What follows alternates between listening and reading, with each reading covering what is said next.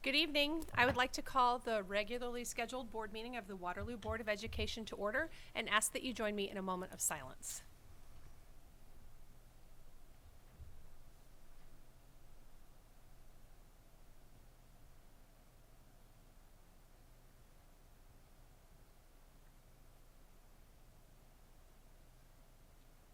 Thank you. And will you please rise for the Pledge of Allegiance?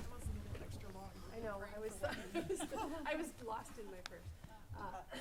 I pledge allegiance to the flag of the United States of America and to the republic for which it stands, one nation, under God, indivisible, with liberty and justice for all. There's counting hippopotamuses in there. Drags it out. Is it kind of, did you? A little reflection time. So, and then this evening, Lyle Schmidt will read our mission statement. The Waterloo Schools community commits to a comprehensive system of education and support to assure that each and every student will graduate prepared for college, career, and citizenship, as evidenced by continuing education, pursuing a career path, and contributing to a community. Thanks, Lyle. The first item on our agenda is item A. This is on page 1, and this is the public hearing for the Longfellow Elementary Demolition Project. And so at this time, I would like to declare the public hearing open and ask if there was anyone here this evening who wishes to address the board on the subject of the Longfellow Elementary Demolition Project. All right, then do we have any comments from up here? We're going to talk about that later. Anybody? Later. Yep. All right, then I would entertain a motion to close the hearing. So moved. Thank you, Jesse, and a second, Rhonda. All those in favor of closing the public hearing on the Longfellow Demolition Project, please signify by saying aye. Aye. Those opposed, same sign. Chair votes aye. Motion carried. The next item on our agenda is for information only. This is item B, and this is a report to our board here from the Central Rivers AEA. So I will let you women come up here and introduce yourselves. Make sure that that mic is green. Do you have materials to pass out? Oh, I'm sorry. I Nope, could have that's gotten all right. them. I'm going to grab them and we'll.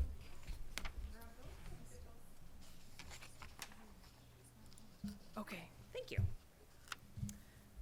Hello, my name is Melissa Hessner. I am from Central Rivers AEA, and I'm the regional administrator that supports Waterloo Community Schools. And with me is Ashley Sayers. I'll let you introduce yourself. I'm Ashley Sayers, and I am the assistant regional administrator that also supports Waterloo alongside with Melissa. And so thank you for the opportunity just to visit with you today. We just wanted to visit, share with you some of the services for the district, and then answer some questions that you might have. So you should be getting two handouts. Awesome. The first one is the AEA purchase profile of savings. And this is, all this is simply for your information. AEA purchasing is an initiative that Central Rivers participates in with AEAs across the state. And our goal for it is to be able to combine purchasing power for Iowa's schools to offer aggressive pricing on materials. And so what this handout shows is purchases made through AEA purchasing by Waterloo schools and the savings that you've received as part of the AEA purchasing initiative. So, on these purchases, does that require the different districts to purchase from the same company or purchase identical items?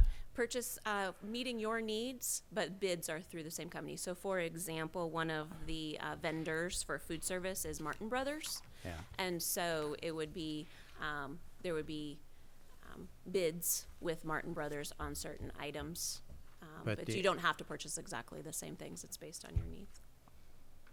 But it is bid out Okay. on certain products. Thank you. There are a few different, Lyle, there are a few different companies that you can purchase from, so they just have the best rate pricing, so it's not, and you don't ever have to purchase from them, it's just they have certain things that they are available through the consortium, and if you do choose to go through them, then you get a significantly reduced price. Exactly. Thank you. So do you also recommend items? No, it's really then up to the district to make those decisions and do the research. In the past, I think they have put out surveys like what are certain things that we might want, and they listen to all the AEAs and they try to, much like you'll hear Matt O'Brien talk tonight, like talking with vendors to try to secure the best pricing. They will do the same thing. So if there's a lot of people who say we would really like you to look at this, then they will do that on our behalf. Remember that we're talking about districts all over the state of Iowa, not just within the local Cedar Valley. So this is a statewide consortium that we joined. So there's just a lot of options. Okay. So do you guys act like a middleman for? Yeah. Okay. All right. That's exactly right. Okay. Thank you. Like a co-op, that's right. Co-op. Yep. I have to also introduce, this is Dennis Cron, and Dennis, one of our board members. Good evening. Good evening. Be careful out there. A few accidents slowed me down. Thankfully, I wasn't part of it. But, Good. you'll be pleased to know that I saw your buses driving safely. So Wonderful. All right. The second handout that you have is this brochure is a profile of services. And these would be services that we as an AEA offer to districts. And what this shares with you is 2017, 2018 data on services that Waterloo Schools has partnered with us and received from us. I'll just point out a couple of highlights and then we'll answer any questions. Probably our best known service is our media and technology. And so if you're looking at the left-hand side of the flyer on the inside, the lending library materials circulation, you can see that for last school year, the district checked out 3,411 circulated materials from our lending library. I recently had the opportunity to be at Hoover Middle School and was engaging with one of the PLC teams at Hoover, and it was nice to hear as the teachers were talking about their plans, their upcoming lesson plans. They were talking about what would be some possible accessible books for their school for the students in the I think it was the 8th grade team. I had the opportunity to sit with the 6th grade literacy team, 7th grade, and 8th grade. And the 8th grade team was talking about where might we be able to get some books to meet the needs of all of our learners. And the teachers like, you know what, we're going to check out the AEA lending library. And so they were going to look and see if they could get a box of books to use. So that was a great example of how teachers in the schools are using the lending library. And I was there and I didn't even prompt it. So that was really awesome. I did not plant that. No. So do you have a organized process to go through new materials as they're published and rate them on how you think they would fit into core curriculum or whatever? Yes. So we employ specialized consultants. For example, in the area of literacy, we have literacy consultants, and so we're looking toward their expertise to keep us up to date on materials, as well as our media staff. Our media staff does a great job of staying up to date on materials as well. The online database, I would credit our media staff to really staying up to date on what would be those online databases that are most useful to schools. And then we also do survey, like with the purchasing, we also survey schools and get their feedback, and we're always taking, if there's school personnel that also have ideas, then we want to hear that so that we can take that to our services like our lending library, for example. So in this survey, are you just asking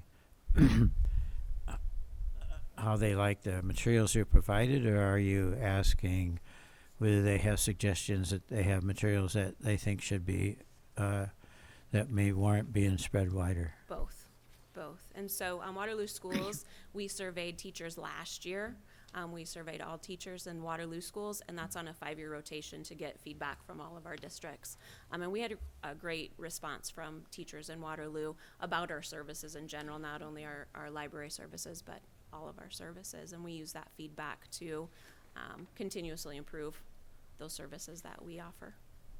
Another highlight or resource or service that I might point out on the right side, and like I said, this is from last year. Last year we had our as I said, we have a math consultant, literacy consultant, science consultants, and they were all engaged last year with working with the district, and they continue to this year. A specific example, our literacy consultant is right now working on a book study with the instructional strategist coaches, and then those coaches are working with the instructional strategists on best practices in literacy. And so our literacy consultant is working closely with those coaches to develop and implement, carry out that professional development for instructional strategists. I'm going to let Ashley talk briefly about the special education services that we support as well. Yes. So you'll see at the bottom on the second page, it talks about some of the child find services that we provide there. And again, like Melissa said, this is 17-18 data. But we have several staff out there that support the special ed side. There's early access that serves birth to 3, and that's in the city of Waterloo. And you'll see they completed 276 referrals last year. And then we also have ages 3 to 5, and that also includes like Elk Run, Kittrell Annex, some of the preschools, as well as you won't see on there right now as the K-12. We do provide child find services and special education services within all the buildings within K-12. And then also hearing screenings for children's birth through grade 12. You'll see we have 4,811 that we've completed last year. So what is child find? Child find services is when there are concerns with students' growth or a need area, and you would go through the process to see if they would be eligible for special education services and supports. So they may go through an evaluation process, if determined. So we don't even know they exist at age 3, do we? Yes, there is a referral process where they would be referred to the AEA, and then we have staff birth to 3 that would go out into the home or a daycare that would go through early access.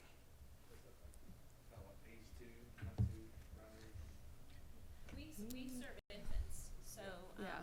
if there's a referral, and the referral might come from a doctor, Right. It could come from lots of different. A parent. Yeah, I went through that process with my oldest, and I think our pediatrician's what got us Yeah. connected, and then And they that's the come to the difference. house and did the stuff. I'm sorry, that you made about, that those come from the city of Waterloo because they're young enough that they're not already in our Correct. pre-K, School they're not in system. our school system, so, okay.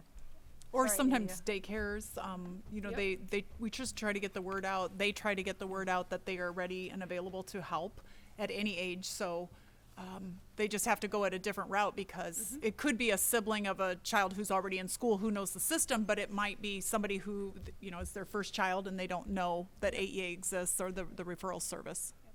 We is know the there. importance of early intervention, so Yeah. if there's a need, we want to get services to So children. you refer to who?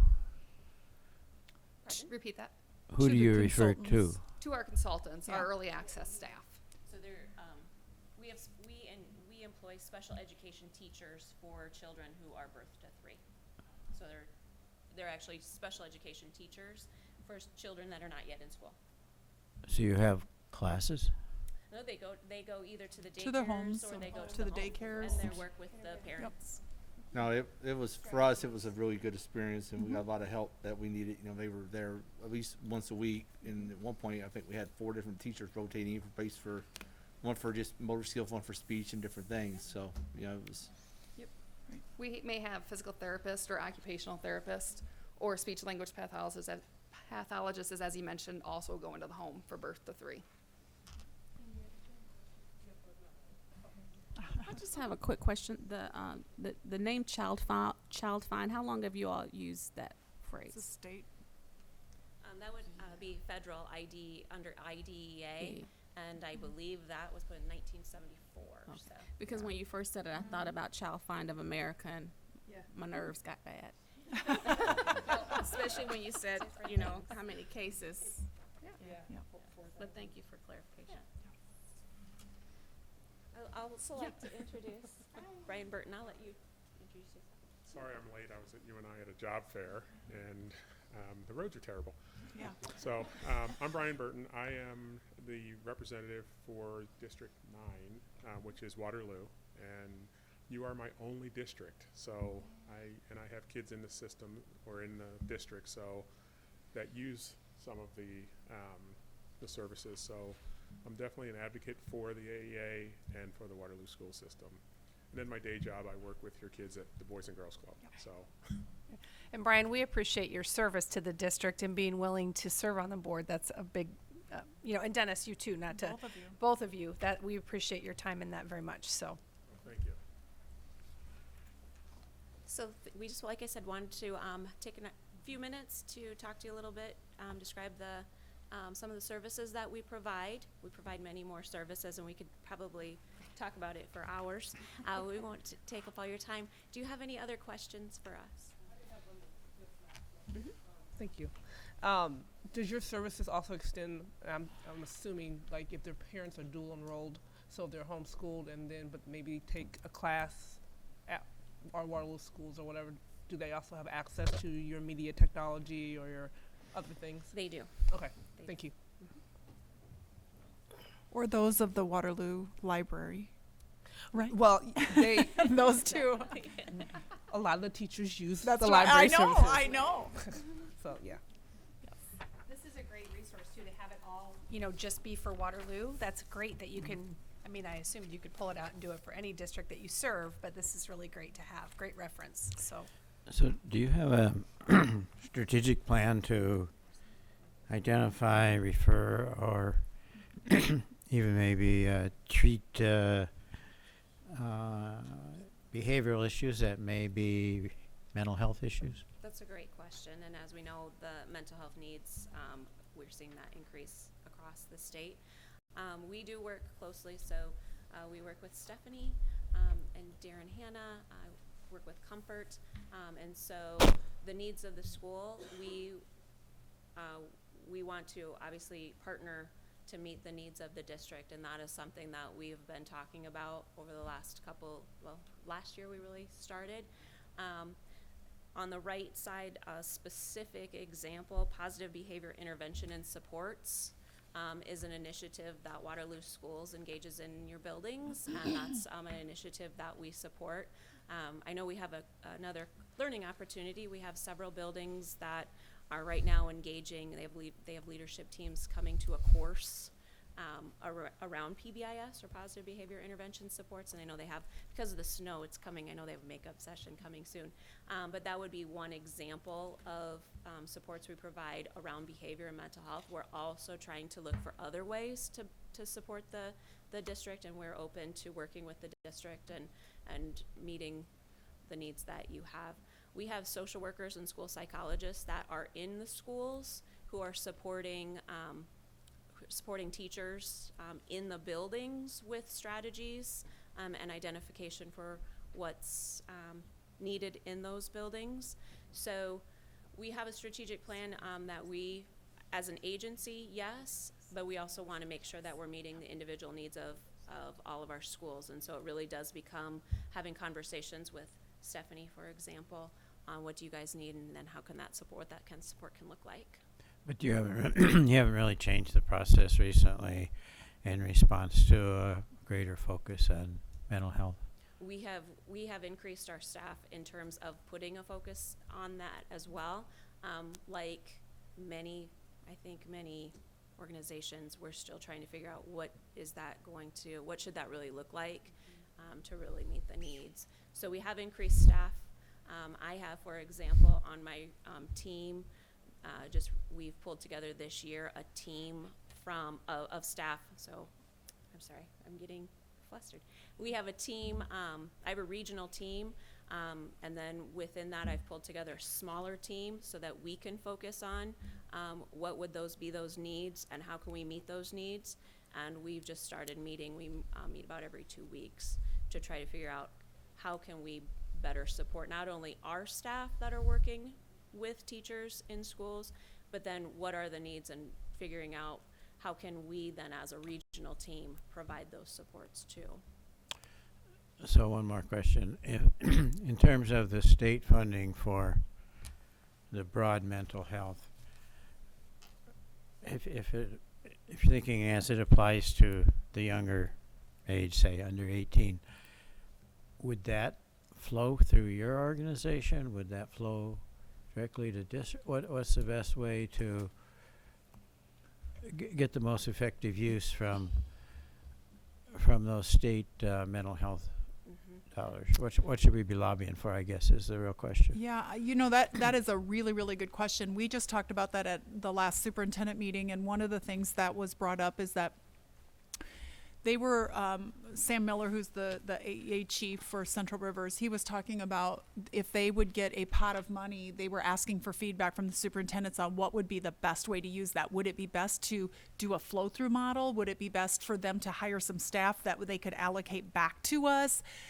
Because they, the question was, can they find enough staff to serve the needs of the district? Because there just aren't that many people out there that are really poised and ready to assume those positions. And so I think that's very much a question that is up for conversation. If it goes to the AEAs, there are definitely some benefits of that because they could regulate some of that and have some consistency across, especially for a district. As I understand it, some of those dollars, some of the proposals don't have a lot of dollars coming in. So if you're in a small district and let's say you get, I'm just going to throw a number, and this has no bearing, so don't publish it, Andrew. But let's say that a small district was going to get $10,000. Well, that's not enough to even hire a staff, but it might be enough to buy like 1 day on one person's contract. And so that's kind of what they were looking at. Now we're a little bit larger district, and so the question that I had would be, I just want, however that money comes in, I would want our district to have some flexibility, because if we're allocated 5 days, then just give us the money and we'll hire our own because we're going to get the person full-time anyway. But for a small district, there's definitely a benefit for having the AEA help with facilitating that, especially if you're only going to get like you're going to buy 1 day on one person's contract. So we're just in discussion on what that is. I think the lobbying message is that it's a great need, and we need to focus our efforts on having staff that can, not only a trained professional, but also having our people that are here every single day be better able to identify, and the awareness levels need to be increased. And so that's what I would lobby for. Do you have anything to add, or is that, that's kind of what we talked about at our last meeting, so. And then we're always trying to find best practice. So we'll be traveling with Ivan, your director of special education, to see what some other districts similar in size to Waterloo we'll be doing this week around collaborative problem solving. So trying to look for, what's working, what are other districts doing that's working, and what might be replicated here, and how can we support that. Thank you. Thank you for your time. Thank you very much. We appreciate you getting out on this snowy, cold night. So, thank you all and for for all your answering all our questions. So. The next item on our agenda this evening is information from individuals and delegations, and seeing the fairly empty boardroom, I'm guessing that there is no one here who wishes to address the board this evening. If there is, I would ask that you come forward. All right, then seeing no one, we will move on with our consent agenda, which this evening consists of 8 items. The minutes of the January 28th, 2019 regular board meeting, which is item C. Personnel appointments and adjustments, item D. Bills due and payable and bills paid between board meetings, item E. A memorandum of agreement between the Air Force JROTC at West High School. The Longfellow Elementary demolition project, item G. Set the date of the public hearing for the technology parking lot renovation, item H. Set the date of public hearing for the Greenbrier parking lot renovation, item I. And lastly, set the date of the public hearing for the 2019-2020 school district calendars. Are there any items that board members wish to have removed from the consent agenda? Item F, Foxtrot, G, Golf, and J, Juliet. All right, F, G, and J. Anything else? All right, then I would entertain a motion to put items C, D, E, H, and I on the table, please. So moved. Thanks, Jesse. And a second. Thanks, Astor. And all those in favor of approving those 5 items, please signify by saying aye. Aye. Those opposed, same sign. Chair votes aye. Motion carried. That takes us to item F on page 19. I move the Board of Education approve the memorandum of agreement to establish and operate an Air Force Junior Reserve Officer Training Program unit at West High effective July 1st, 2019. And a second? Second. And discussion? I know that we've got Major Carlson here this evening, and maybe he'd like to come forward if you wouldn't mind. I'm guessing that Lyle's getting ready to ask a question. That's why I'm having you come up here. Thanks for having me. I was here just in case there were any questions. It is a fairly extensive memorandum of agreement with the headquarters. It is something that we do. They do about every 4 years. This time, however, it's changed a little bit. The new commander actually went back and is rescinding, I believe, 1 July, every single one across the world. We operate about, I think it's about 890 Air Force Junior ROTC units across the world. But he went and said, guess what? This school district's not any different than any other school district, so he wanted to standardize all of them. So that's why this one got pushed out. I think ours was not really up for kind of rehashing, but that's why it's up for it now. So if there's any questions, I know there's a letter that talks about a lot of the changes. So hopefully if there's any questions on that, and then of course the whole memorandum agreement, but that's what I'm here for at your disposal. So the the instructor pay and the Air Force cost share, that the cost share stays the same, right? Yes, sir. At 50%? Yes, sir. And what is, does the minimum pay change, or how does that work? So the minimum instructor pay is established based on every instructor's rank.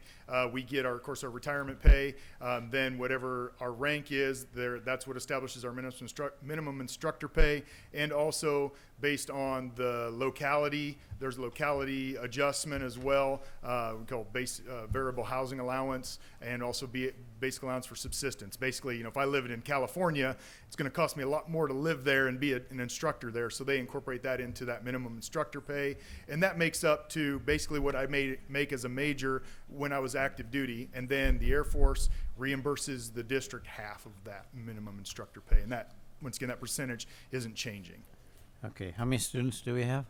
Right now in our program at West, we have 59 students. We are required to have 100. So right now we actually are on probation with the Air Force.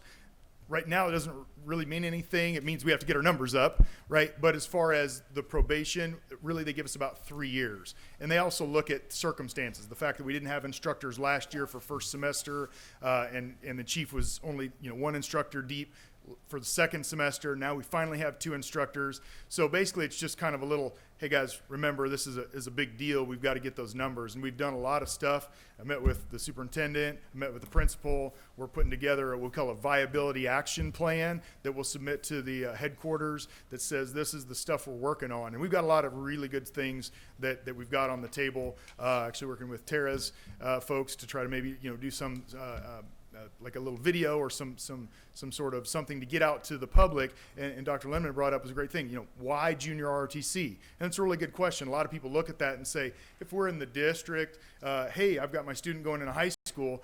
They don't want to go in the military. I don't want to send them to junior ROTC, and that is not our program at all. I'm not a recruiter. There's a guy that wears a badge downtown, and the Air Force and the military, their other military services pay them to recruit students.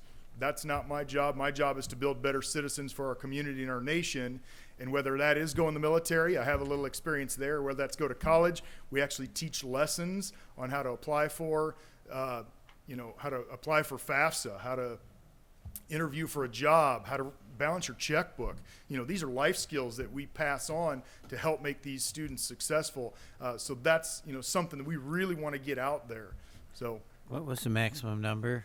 Maximum number, there's no maximum number. The only thing that changes is if we're over 150, then I believe we have to maintain that for 3 years, and then we could get a third instructor. But we are we're supposed to be at either a minimum of 100 or 10%. So we really, it should be operating about 180, and I'd love to get there in about 3 years. So how many did we have at one time? I'm sorry, sir? How many have we had at one time? Looking back in that, and that was part of my viability action plan, the previous 2 years before the instructors left, we were at 100 right on the number for 2 years in a row. So we were kind of treading lightly on that as well. And then once again with standing the program down for a semester, I think that really kind of hurt us. But we're looking at it. So to give you a number kind of count right now, we're at 59. We've got 2 graduates. So I'd like to roll over 54 to next year, bring in 50 new freshmen because we brought in 43, if I remember right. So it puts us 104. We're right on the numbers. And I'd like to do that every year, expand it about 50 going from there on. In terms of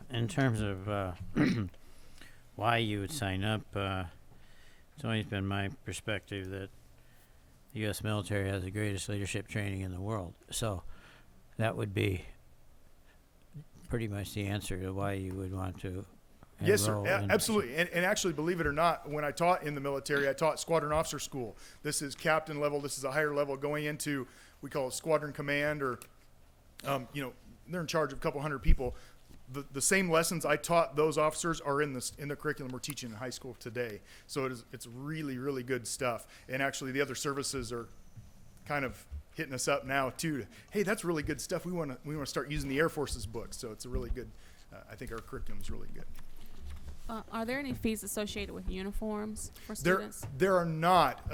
As far as giving them, the Air Force buys them all, and we allow the students to wear them. Obviously, though, if they don't return them usable, then there is a fee. So we must charge them for that. The other thing is obviously care of the uniform. Right now, the only thing that we have kind of instituted is, when I give them the uniform, I want it to be pristine. When I hand it out to them, it's something I want them to be proud of and wear. So I want it back in the same condition. So the really only cost we ask is please dry clean it before you bring it back, because that way it's pressed just like I gave it to you, and that's really the only cost incurred. One last question. I think also our students get meal credit, or MIL. That's a prefix for a course offering at UNI through Hawkeye as well. Is that the same with the Air Force JROTC? I'm not aware of any of that. Okay. No. I know we've got some things that we do. We just are an elective credit. You guys approved an honors now class that we will offer for our 4th year students. So we appreciate that. And then, we've got another thing that we would like to present to you, hopefully sometime in the future, about maybe a PE exemption that other schools offer as well. So that's something that, we're working on. Although this is out west, do East students have opportunity to partake in this? Yeah, so East has their own Army Junior RTC, and we do have some cross flow, as well as we actually have a a student from Cedar Falls that actually started this semester at West in the Air Force Junior RTC. So we have like cross-town agreement kind of thing as well. And India, I think, if I'm saying this incorrectly, that's why we have Air Forces at West and then the Army is at East, so that I think that they have to keep them separate. They're not, that's why we have them in each building has an opportunity to have the armed forces in it, but you can't have. We can choose. Yeah. And I don't think you can. Oops. I'm sorry. I don't think you can duplicate the programs within a district. Right. So if we added a 3rd program at Expo, it would have to be one of the other branches. Marine or So Navy. you have to. Yeah. Yeah, I honestly don't know. I know Yeah. the district I came from, they have 8 high schools. Of course so I don't know if they had to keep, hey, as we open one, Yeah. but they had 4 Air Force, 1 Navy. Yeah. I'm not sure they had a Marine Corps, but then they had 3 Army as Yeah. well. Yeah. I think different states have different rules on that, but yeah. Yes. So do you have a list of items in terms of resources, particularly facility type resources that would help your program? Facility resources? Well, So the only requirements that are required, part of the MOA, is classrooms, and then storage. We do, as talked about with the uniform items, we maintain, I want to say, probably neighborhood of 400 plus uniform items. Got obviously sizing with the cadets. You got them any shape, size, all that kind of stuff. Male, female. We've got all that stuff. So we maintain that. So we are required to have 400 square feet of storage. We have a nice little closet that we keep down there that's very good. And then the only other requirement is space to do marching drill, and we utilize one of the gyms, and so I believe that's satisfactory. That's So satisfactory. you don't need a shooting range. So we actually utilize the hitting facility right now. We do a marksmanship, so we go out to our Waterloo West hitting facility. So we do that out there. And yeah, I know East has implemented or built one of those. And actually, I'm just coming on, but I know that the NRA does offer some grant money if we apply early enough in the school year.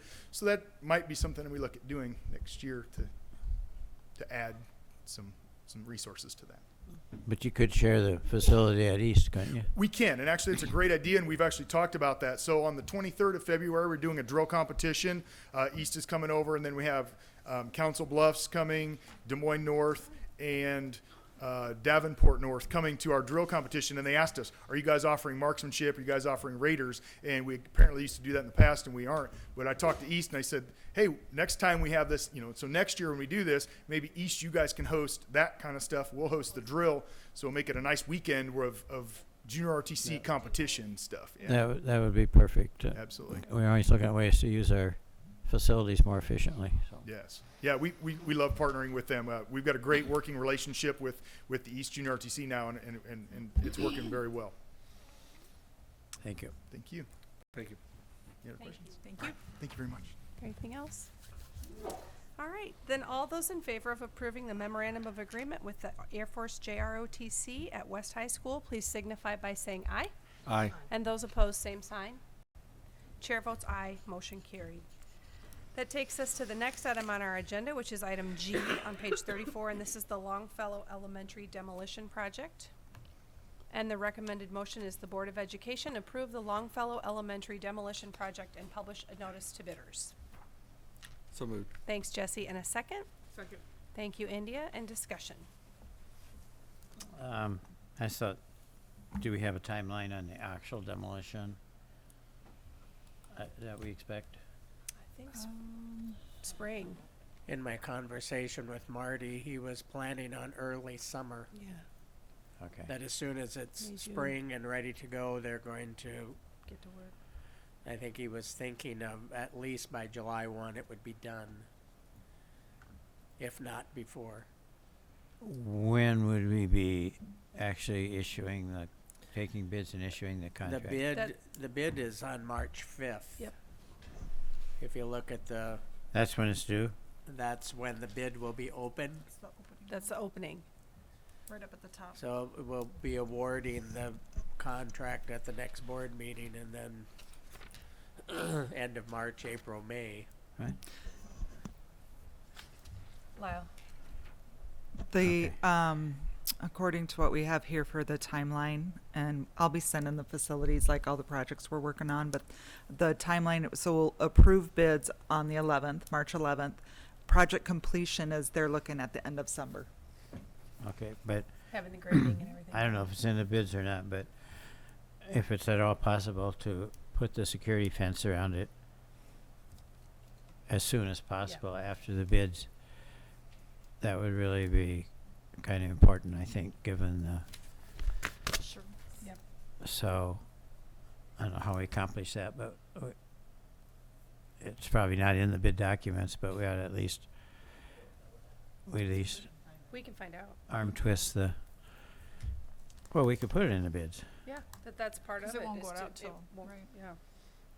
I'd recommend that because once we have a security fence around that, I think our liability should drop significantly. And I just want to take a minute. I know Sue Flynn isn't here this evening, but we discussed this at our last facilities meeting, and she asked that I say something about this as well. To thank the Longfellow neighborhood for their patience in the time it's taken for us to get the building down. We've made a commitment as a board to take care of our vacant and empty properties, and I think we've held very true to that. We've done it as quickly as we can based on the funds that we have. And I appreciate the neighborhood, and I know she does too. I think we all do. Their patience, and we're anxious to get the building down. So, Once the building is down and it's just flat land, does it go for sale to be available to be sold, or is it just ours? What happens? it is. Yeah, it remains ours It is until, ours. yeah, it's ours, it's our land, and so, we've done a variety of things, a lot of times we'll work with the city, we kind of have a protocol that we'll look at, if somebody is interested in purchasing that, we might put that out for land disposal. Okay. Sometimes we work with our city if there's something that, you know, maybe they have a piece of land that would be more beneficial to us, and so we'll look at a variety of different things with that. But there's a variety of things we can do. So it's just really kind of keeping our ear to the ground on what opportunities are out there for use of that land. But pretty much anything that we would do would include having the building down. And so that's where we're starting right now. So Thank you. And then we'll continue to maintain it, you know, to mow it so that Sure. we're good neighbors. It doesn't just go into disrepair after. We'll still, you know, because we still own it, we'll still take care of it. So great idea about the security fence, Lyle. So, is there anything further then on that project? All right, then seeing none, all those in favor of approving the Longfellow Elementary demolition project, please signify by saying aye. Aye. And those opposed, same sign. Chair votes aye, motion carried. That takes us then to item J, which is the set the date of the public hearing for the 2019-2020 school district calendars. And that recommended motion is the Board of Education approve the date of February, that's not the right thing. That's my public hearing. I did that,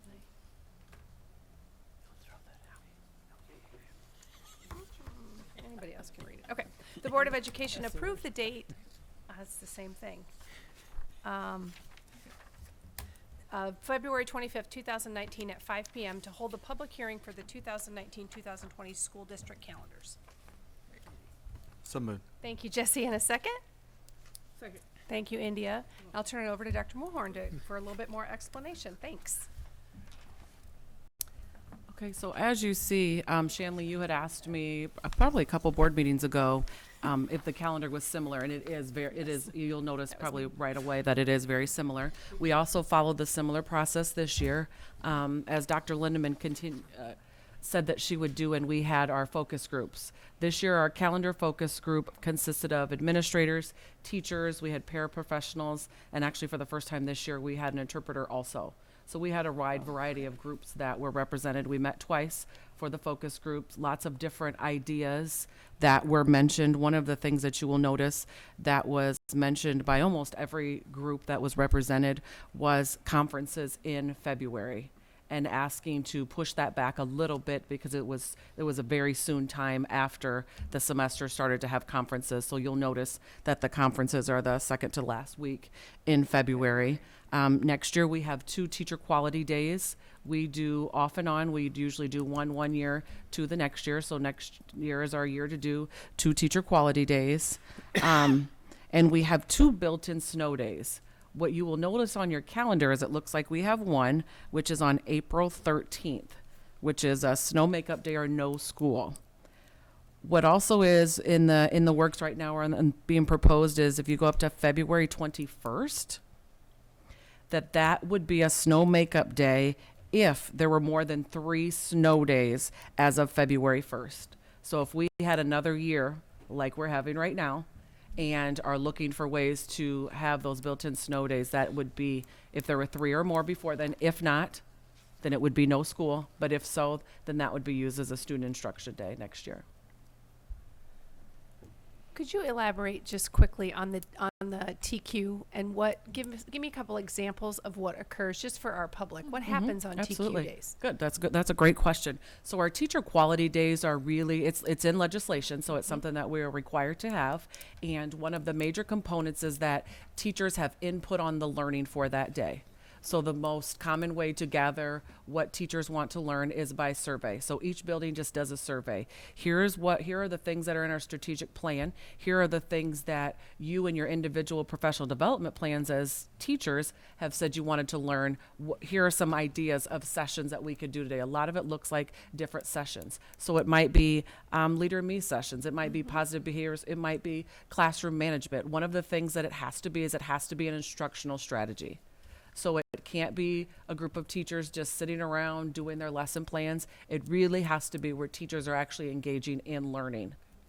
And then they can also work to apply that learning. So there's lots of different things, and it's specific to the content area. So if I'm a band teacher, I may be learning about things that, and I could not tell you one thing that's specific to band, I'm gonna tell you right now. So, but it may be yeah, there you go. That's all I got. the music. But if you are a kindergarten teacher, it may be the best practices in teaching students sight words or letter recognition, things like that are very specific to not only the school improvement plan, but the teacher's plan plus student data. So all of those three together. Thank you. Does that help? helps, Okay. just because Okay. sometimes people will ask Absolutely. me, what qualifies as teacher quality? So, And the only thing I would add is just a little bit more about the process, because I think Dr. Mohorn really laid out how we got to this point. So from here going forward, we will, after today, we will publish this document with the big word draft across it, and just get it out. You know, last year I sent it out via social media, and I just sent it as an attachment and said, hey, the public hearing is going to be held on February 25th. If you have feedback between now and then, let us know, or come to the board meeting and address the board, because that's what that hearing is for. So they can come back on February 25th, or they can contact us, and I'm sure that people will. Once we put that out, every year we have some people who have some ideas about different ways, and so we'll do that. And then on the 25th, we'll have that hearing. People can address us, and if there's nobody here, then that's fine too. And then later on the same date, on February 25th, later on in the agenda, we will ask you to approve that. At that time, let's say that somebody addresses the board during the public hearing and they made a suggestion. You could direct us to employ that. You know, if they said, gosh, we really wish this would be on a Monday and not a Friday or something, we could change that, and then you could still approve the calendar with that suggestion. So that's kind of how that process looks. We just, given the lateness of the year already, we just wanted to make sure that you had the draft in front of you tonight, even though tonight really the only action you're taking is just to set the date for the public hearing. So we don't necessarily have to give you this today, but it just, we wanted you to know kind of what that looks like. So that's the process going forward. So it looks to me like we've got 7 combination. If you add up the professional development and the teacher quality days, we've got 7 days during the school year. Is that a normal amount? I guess, you know, feedback I get is there's too many days students don't go to school. And I don't know whether that's coming from, you know, need for childcare during those days or from whatever reason. So I'm just wondering, how do we know that's the right number? What are the thoughts on that? What our goal is once we moved from the Wednesdays to every Wednesday, what we did was just do once a month professional development. bless you. Unfortunately, there are some months where we do not have that. So if you will look in, where is it at? February, because of conferences, we don't. So we are actually, I personally would like to see more time, because this is the only time on contract hours that our staff receives professional development. And when we surveyed, we did do a survey 2 years ago with parents and asked parents, would they prefer we go back to the Wednesday early outs or the once a month all day? And overwhelmingly, I believe it was 90, maybe 95. I know it came out of Tara's office. Overwhelmingly, parents said they'd rather, and it was easier for childcare to plan for a whole day than the Wednesday early dismissals. And there's one fewer than there had been in the past. So this is about typical for the number of days. There's one fewer this past year. There was one fewer than we had in 2 years ago. But this year we're proposing the same number as we had last year. Is this typical of other districts? Yes. Mm-hmm.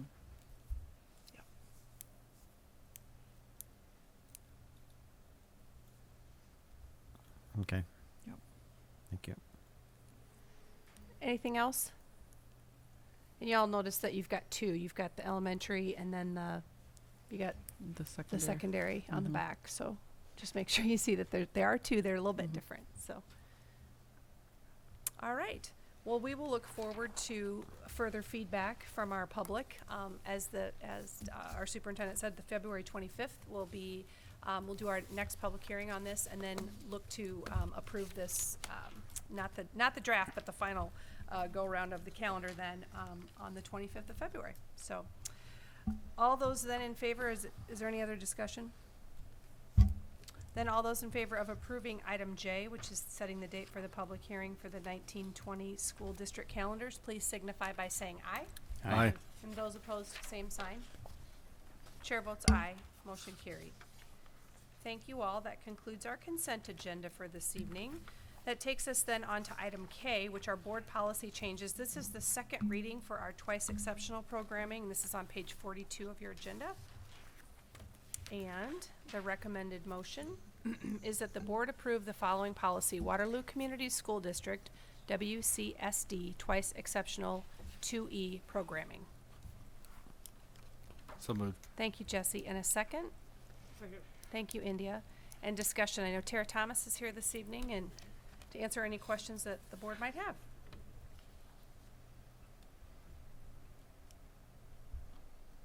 Anything?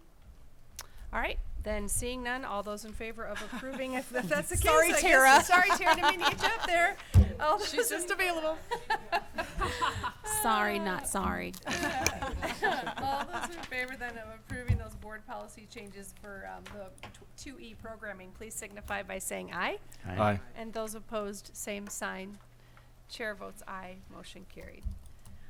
The next item on our agenda then is the internet service for the Waterloo Community School District. This is item L, which is on page 44. And the recommended motion is the Board of Education approves the 3-year 5 gigabyte internet service proposal from, is it Aeron? REON. REON, and sign the applicable agreement. REON. So moved. Thank you, Jesse. And a second? Thank you, Rhonda. And I'll turn this over to Matt O'Brien, who is our ED for technology and who's always bringing me stuff to make me tongue-tied. So I love it. Well, you didn't have any questions for Tara, so I figured Right. you didn't have So any you can just sit questions for down. me. I can just sit down, right? All right, board, have at him. No, I'm just Hearing kidding. none. Yeah, there we go. No, he's got to do a little explaining. Okay, I'll do a bit of an explanation. Thank you. I do think our board is aware, but for the benefit of the public, there is a program called E-Rate, which is administered through the FCC, which allows schools and libraries to apply for funding to offset part of the cost of providing internet service to the school or library. So every time that we seek internet bids, we do so through the guidelines and the rules set out by the FCC through the E-Rate program, so that we can apply for funding from the E-Rate program. So that process is actually underway right now for fiscal year 2020, which begins on July 1st. So that's actually what the exhibit before you is for tonight, is for service that would be effective on July 1st. So we currently have 2 contracts for internet service. One is with Unite Private Networks, which is a 1 gigabit contract. And then we also have a continuing contract, which will continue past June 30th with Mediacom for 3 gigabits of service. So the Unite Private Network contract is up at the end of this fiscal year, so this contract that is before you replaces that contract. It's just for a higher speed, replacing that current service. We received 7 bids, which I was extremely happy with. All of those are in the board packet. I think they were all very competitive. Our cost for bandwidth has continued to go down every time that we've sought bids, which is one of the reasons why we're looking at a 3-year contract as opposed to a lot of the vendors bid a 5-year contract. I just didn't feel comfortable locking us in with a longer term, since our needs are unknown beyond 3 years, and also costs have continued to decrease. So assuming that we are successful in receiving E-Rate funding, then the service will actually only cost us approximately $280 a month, or about $3,300, $3,360 a year, based off of our current funding rate, which is recalculated every year. So with that, I'd be happy to answer any questions. I see you bid Mediacom, but isn't your philosophy to have more than one internet service? It is most definitely best practice to have multiple internet service so that we can fail over. That's absolutely right. Mediacom submitted a bid. Obviously, any vendor was welcome to submit a bid. It turned out that Mediacom really wasn't the lowest bid. They bid to increase their service. They weren't the lowest, so we're happy to have multiple providers so that we have redundancy, absolutely. And you're keeping the 3. Yeah, the 3 gigabit, contract is continuing for 2 more years. It's a 3-year contract, so that service will continue. So you're not electing to upgrade that to 5? Correct. That will stay at 3 as the original contract that the board approved last year was stated at. And Matt, I asked you this earlier, but I want to make sure that I get it on the record. Sure. The funding for this, I realize we're looking at next year's rates. And this is, while it's technology, this is something that will come out of our general fund budget, correct? Correct. It's an operational expense that really our only choice for this particular expense, because it's a service, is out of the general fund, which we budget for internet service every year from. Exactly. Thank you. So this is not above and beyond. It's part of our general budget. So I Correct. just wanted to clarify that. Just curious. So Lyle did mention it's always nice to have two of a backup just in case something does fail. So currently is United and MediaCom that we currently have as two? Yes, that's correct. Okay. So if MediaCom fails, is it United that kicks in? Or how does it work? What we actually do is we route some schools out one connection, some schools out another connection, and then we have now the configuration working so that if one provider goes down, then the schools going out that provider then would fail out over to the other provider. Great, thank you. E-rate rules, though, are very clear that they won't pay for redundant service, so we're careful to note that we believe that we have this much need. The redundancy is kind of an added bonus that we wound up with two providers that happen to be the lowest bidder. But we'll be able to show that we'll route some of our schools out one provider, some of the schools out another provider to hopefully receive E-rate funds for that. But we did actually write into the contract a provision that if for some reason we're not successful with E-rate funding, or there was ever a change in needs in the future, we do have the option of downgrading our service to a lower cost. So if E-rate were to go away, or for some reason our application wasn't approved, then we would be able to exercise that right. So, Matt, oh, go ahead. Sorry. go ahead.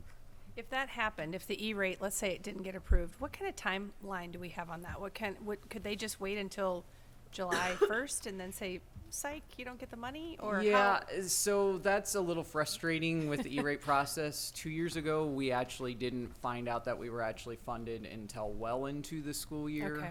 Which obviously we needed service by then. Right. So it's kind of, they review the applications, and it's kind of a little bit of a black box of when they decide to get to Okay. your application, because I typically try to file early, hoping we'll be at the top Right. of the pile, and that sometimes doesn't seem to work out. But Okay. either way, we need the internet service. It's not like we would be able to Opt go to without not have internet it. service Yeah. with if for some reason that didn't fall through. So Okay. we certainly hope that and anticipate that we would get funded, but if not, it's a service that we would still need. Thank you. Lyle, I'm sorry to step on that. So if one goes down and everything is on one, what would you see in terms of service degradation? So if both providers went down, is No, what- if one provider went down and everything was going through one provider. Okay, Well, gotcha. Things get much slower. It's called latency in tech jargon speak. So our latency would increase. Basically, pages would take longer to load. Videos may buffer some and spin for a little bit while they're loading, that type of thing. It would also very much depend on the time of day and what activities Okay. we had going on. Obviously, we would hope that didn't happen during like testing or something like that, because then we have higher bandwidth needs during testing than we would during, say, the first few days of school when they're just doing introduction. So it would vary. And some days, likely no one would notice. In fact, we had a scenario like that earlier this year, and I don't think anyone noticed. But we haven't done testing online before, have we?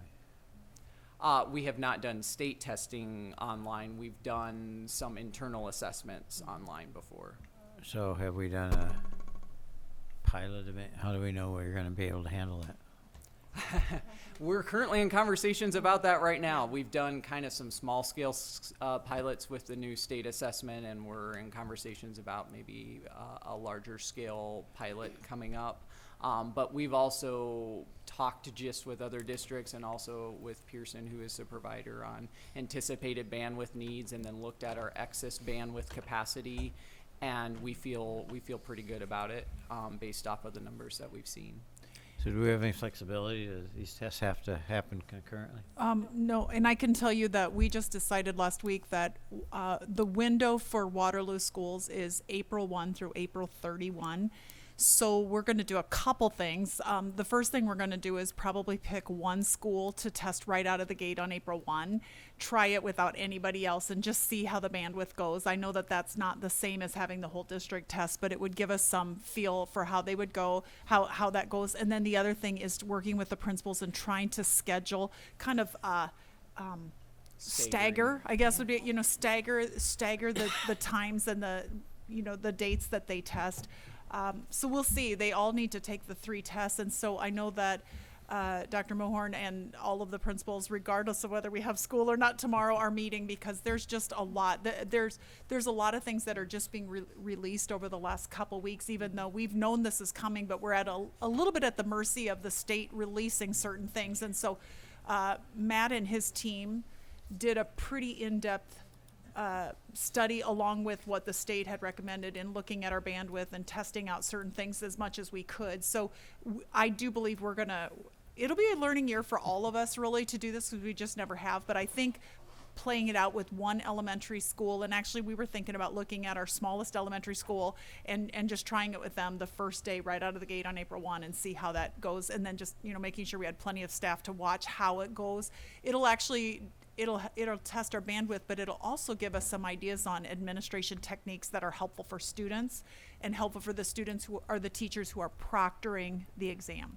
So we're going to try it. We're going to be optimistic, and we're going to assume that all is well until we know that we need to do things differently. So every student has to have their own. Yes. The students taking the exam, yes. Every student will test online, yes. But we don't have that for every elementary school, do we? We don't, but we have a good amount of devices in our elementary and our high schools as well. We're only 1-to-1 at the 9th grade level right now.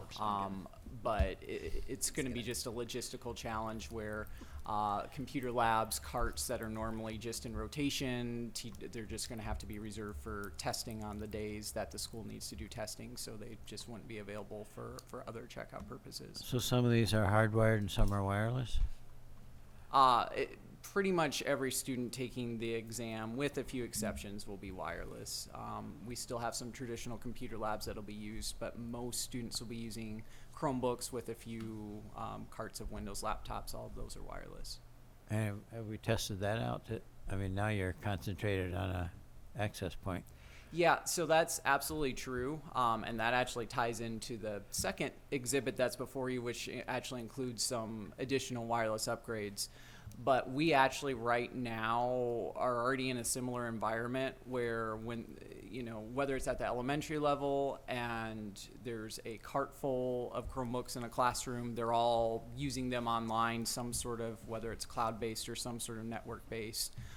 So it's similar to what's going on right now. It's just directing towards a particular site. I'll tell you that, quite honestly, amongst tech directors, a lot of our concerns is just more so ensuring that the system that they're testing with has the bandwidth and the capacity to support testing as opposed to on our end. But we've been assured that it does, so we'll see how that goes. And these are on-time tests, so a little delay isn't that critical, is that right? Correct.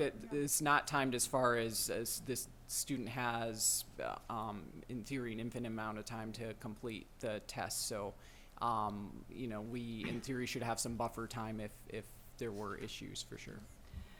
And Lyle, I do want to say we are going to have a board in March before we test. We are going to do an update for the entire board, March 25th, on the test and some of these very questions, just so that we can all be prepared to know going forward what's happening. So we get to take the test? Yeah, that's exactly. We are going to do it. We are going to do a practice.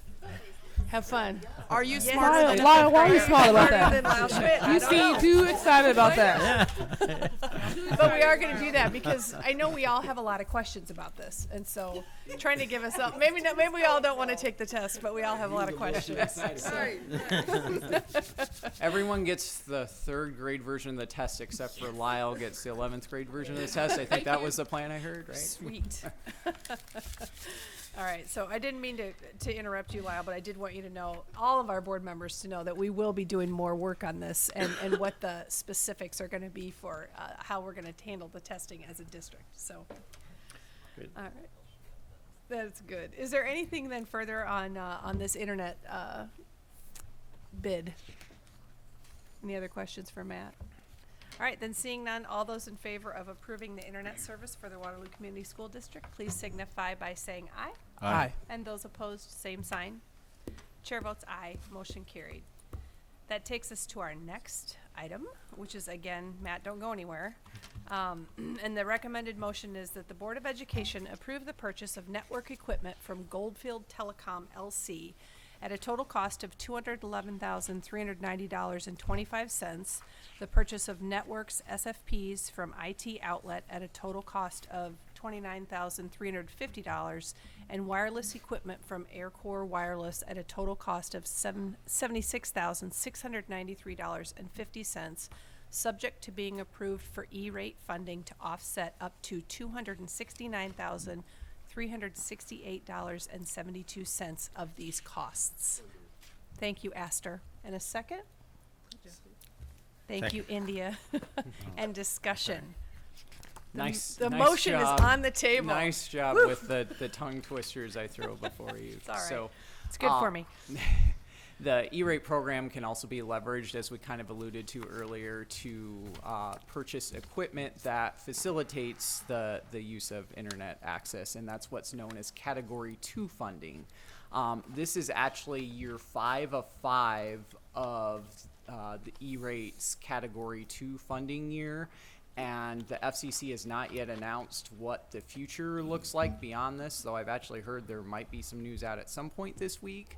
But when we're kind of looking at what our needs were at this point, being the 5th year, we wanted to make sure that we were being obviously responsible and not buying any equipment that we didn't need or that was going to be above and beyond our needs. But we also wanted to look at what the next couple of years would look like and make sure that we're leveraging available funding from E-rate while it's available, not knowing if that funding is going to be available in the future as well. So we wanted to make sure that we're on a solid footing for at least the next couple of years. So that's what has resulted in the proposal before you, the equipment that we bid out. And really that equipment before you, it's split into 3 categories. So there's network hardware equipment. Those are the switches or network infrastructure that all of the stuff, all of the network devices in our buildings plug into.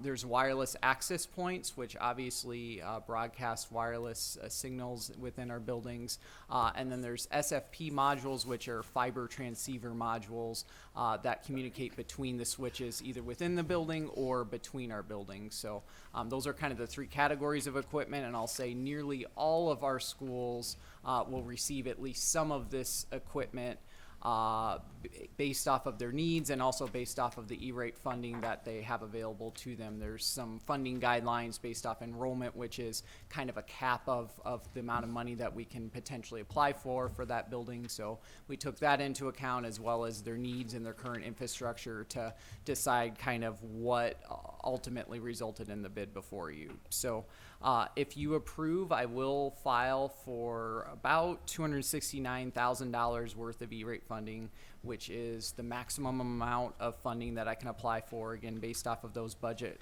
guidelines. And we will only proceed with this purchase if we're successful in receiving at least a majority of that funding. And as I mentioned earlier, because of the funding timelines, we won't know that yet this fiscal year. So this is actually a purchase that would be out of NET's fiscal year, out of fiscal year 2020, because we likely won't be notified of our whether or not we receive funding until that point. So in summary, the purchase before you is for roughly $317,433.75 worth of equipment. Our anticipated costs, assuming that we're successful in E-rate funding, would be approximately $48,000 if that E-rate funding is approved, and obviously pending your approval. So that comes out of our normal budgeted process. Each year we budget for a certain amount of money for computer hardware. This comes from that normal budget allotment, which as of right now is budgeted out of general fund. But like I said, this is fiscal year 2020, so obviously there's a little time to shift that around. Is Goldfield a new supplier? It is not. It's a supplier we've used for a couple years now. Okay. And the equipment, I see the equipment familiarity is higher than the vendor's familiarity, so the equipment is also a duplicate of a lot of what you already have? Yeah, so we basically specify a model of equipment that is our preferred model because it's consistent with the environment that we currently have. But then we also accept bids for like or equivalent equipment, but then we also would factor in our learning curve. So that's what in that bid evaluation matrix, where we take that into account, is how familiar we are with the equipment bid, because we did have several different manufacturers that were bid. So where does this put us in terms of access points, access point coverage? So we currently, with a few exceptions, have an access point in every classroom. There are a few exceptions to that. Actually, we did some cabling at Expo over the break. Expo was lower on the priority list just because they have had a lot of desktops that were hardwired, so wireless density wasn't as much of an issue, but we're still trying to catch that up. So with a few exceptions, we have an access point in every classroom. The disparity in where this will help us is the speed of those access points. So there's different wireless standards. There's 802.11n and AC, which is kind of the current standard, and there's 802.11ax, which is kind of the looming standard, the new standard, the fastest speed that's coming out, which is just as fast, if not faster, than a typical wired connection. So what we're doing with this proposal is kind of shuffling around some access points to get the majority of our classrooms up to those higher speed access points. So we're noticing in some cases the older access points in terms of their capacity. You're saying, are you asking if we're noticing some speed issues or latency? In a few cases, yes, though I would say that we've tried to be pretty proactive. But as I mentioned, this is also trying to look at where do we need to go the next 2 years. And we're also talking about where technology in terms of number of devices goes, what happens at our high schools. Right now, we're just one-to-one with 9th grade, looking at, if we were to expand that, the number of devices out. So we've noticed a few isolated cases where we've had some speed issues, but for the most part, this is planning for the future and looking at the next couple of years down the road and making sure that we have speed to continue to sustain our needs. So when we go one-to-one, are you anticipating needing more than one access point in a classroom? So not the right now, the best practice is one access point per classroom, but that's then where the type of access point that's in the classroom comes into play. So for right now, for what I would say the next several years, because in technology, it's very difficult to predict 5+ years out, but for the next 2 to 3 years, I would not anticipate needing more than one per access point per classroom. Rather, we're looking at having access points that both run faster, and then there's also there's the number of antennas with the access point. So there's with wireless, there's a question of density, which is the number of clients that can connect to it, and there's several factors that come into that, as well as the actual speed at which the clients connect. So both of those are factors that we look at when we specified the access points that we did to make sure that the one access point was going to be sufficient per classroom. So we're one-to-one with, 4 grades now? Correct, 6th through 9th grade right now. So we're about there in terms of, Yeah, 3 more to go at the high school. Correct. but I 10th, mean, 11th, and but if the infrastructure is adequate to support that now, you're not gonna add more computers. Correct. You know, with I don't want to say any more because there's certainly some circumstances where, for example, if we're one-to-one with Chromebooks, an art classroom might need some iPads to do some things that maybe the Chromebook can't do. You know, there's those type of scenarios. But yep, you're absolutely correct. For the most part, you don't go too much above a one-to-one ratio in terms of computers and students. Again, we're kind of planning for the future. So if you look at where we're one-to-one right now, it's 6th through 9th grade. So most of the equipment in terms of access points here aren't going to those grade level classrooms. They would be going to where we potentially be looking at expanding. Some of them are also going to common areas, so we're trying to beef up the support for like our commons and our gyms and that type of thing, where there may be a greater than just 30, 35 students at once using an access point, so that we make sure we have the density to serve those common spaces as well, which is where some of this equipment is destined for. I think I hear you saying you might be back to visit us next year. Sure. I would never say never. It's year 5 of 5, so I absolutely will be back to visit you for something next year. Whether or not we're actually looking at network equipment or not, we'll have to see kind of where the E-rate funding goes, Okay. and obviously we want to appropriately leverage that funding that's potentially available to us. Matt, I just said, Thank you, Matt. I have to say thank you, because what do districts do that don't have a Matt O'Brien? That's all I'm going to say. Goodness.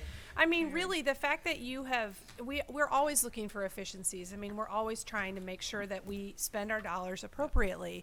And I so appreciate the fact that what you put out to us is, what happens if somebody didn't know that there was such a thing as an E-rate? I mean, I just think we're very lucky that you bring that skill to the table. So thank you and your staff for what you do, because I know you're working hard, and I know we have a lot of questions, and it's important, and I appreciate the fact that you always seem to get us a great rate. So, Thanks for saying that. Appreciate it. yeah.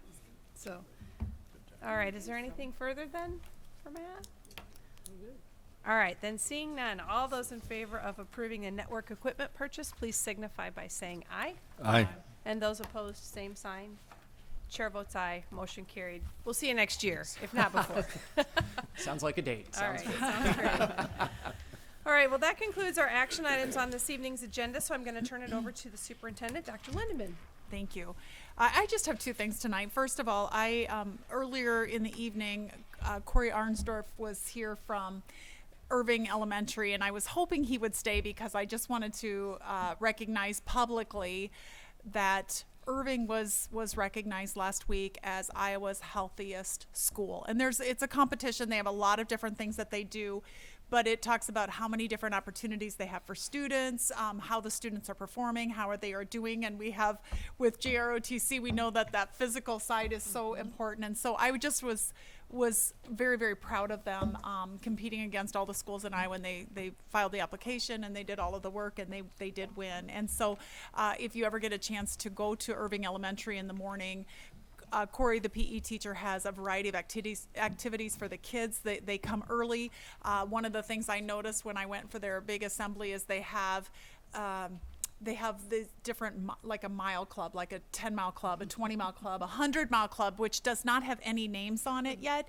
But I guarantee by the end of the year, there's going to be some kid who has walked 100 miles as part of this project that they have. So they have a 50-mile club and a 75-mile club, and I believe on the 50-mile club, there were like 6 names already. So they're getting there. The kids are really getting into lifelong healthy habits. And so I applaud them. We are going to have them come to a future board meeting so that you can applaud them appropriately. But I just, Zach Zimmerman, the principal, and Corey, they just worked really, really hard. Some of these things started last year under different leadership, but it's really amazing. So I wish he would have been here, but I'll have to email him tonight to tell him to go back and watch the review of this board meeting so he can hear the accolades that we are tossing his way. So. He'll be here next at the 25th. Wonderful. Yep, Wonderful. the 25th. And they deserve just great accolades. So proud of them. And then my last one, the weather, the darn weather.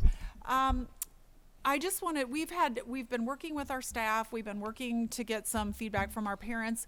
Tonight you heard some conversation about next year's calendar, but what I'm addressing right now is for the remainder of this school year's calendar. So we are gonna work, we met with a variety of people last week, even on, we met with our Waterloo Education Association on Friday afternoon at 4 o'clock, just to have them come in and talk with us about their thoughts.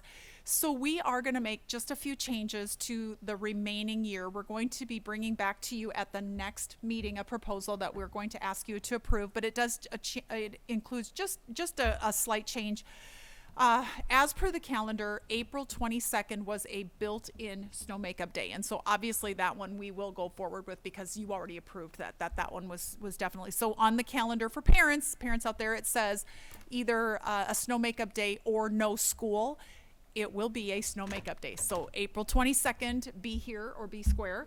Then the other change that will be coming forward is on April 5th. There's a full day of PD scheduled as per the calendar. That will not happen. We will be using that as a student instruction day, April 5th.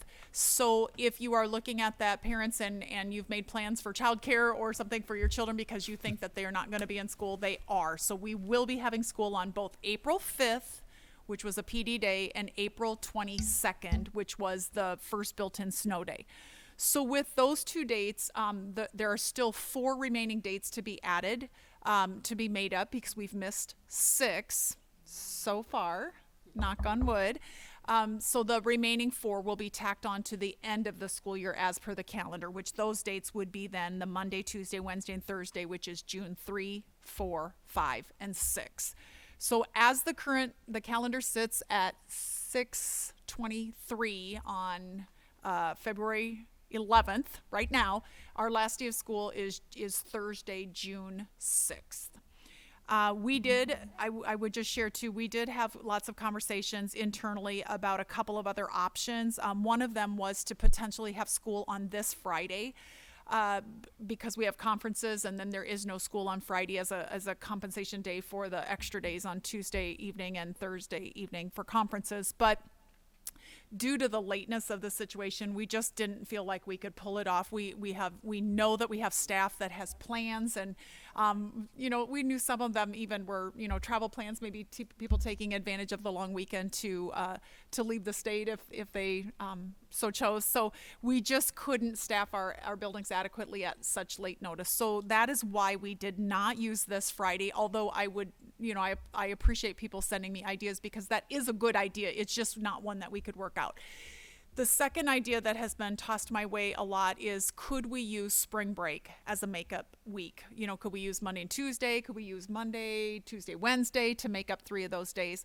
So in considering that, we have actually gained a lot of feedback from a variety of people, but there are a lot of things in the Cedar Valley, in the community, that happen on spring break. Not only do we know people, some people travel or, go visit grandparents or whatever they're going to do, but there are a lot of events and a lot of week-long camp, spring break camp, within the community. And I actually heard, I fielded probably, 5 to 8 phone calls from different people that had different organizations that had events already scheduled for spring break. So because it wasn't part of our calendar, because it would be a significant change in people's schedules to go ahead and use spring break without much notice, we are going to keep spring break as is and not use spring break. But we will be using those 2 dates. We believe that any inconveniences caused would be minor, because it's a Friday. So we will use the April 5th and the April 22nd.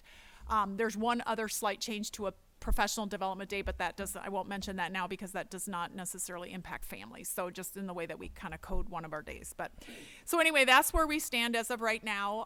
I've also received multiple phone calls today about what happens with tomorrow's full day of school, and then we have conferences at the end. So we are looking at that. We'll wait and see. We're in here, so I don't know what it's doing outside, except for I'm looking at the radar, and we're clearly getting some snow. So we'll monitor it all night long. We'll be up bright and early, looking at driving roads and checking those out. And if we cannot safely have school or conferences, we'll see how that goes. then we'll make those announcements as we go. I know that a lot of people have asked me already, would we push conferences to Wednesday, and we will not. We will not be using Wednesday as a makeup day. Most likely we will push it a week into next week, and that's just for the Tuesday nights. Thursday is on as scheduled, so if you have a conference scheduled for Thursday, report as usual, because we're assuming there will not be, I'm knock on wood again, that there will not be snow related issues on Thursday. But tomorrow night's conference, should it happen that we need to cancel school and cancel conferences, we will make those up probably next Tuesday. Will you also clarify about seniors and their ability Sure. and their need to make up or not make up, so that we get that out there Yes, for our families? Right. Thank you. So right now, there is a within the Iowa code, the Iowa Administrative Code, seniors do not have to make up days that are missed due to inclement weather. Now, that being said, we also internally have a school board policy that says that you are allowed to exempt up to 5 days. So there is a little bit of a difference between what the state says we can do and what the Waterloo Board of Education says that we do. So we're going to be looking at that and monitoring that. Right now, as long as their magic number is 1,050 hours. So as long as they have made up enough time to get to the 1,050 hours, then they are fine. And you may exempt up to 5 days less than that 1,050 hours, 1,050. So we'll see. If we miss a lot more days, we may have to look at that and see where they fall. Again, you know, the school board has the right to do that, to make any changes. But right now, we're at a little bit of a difference.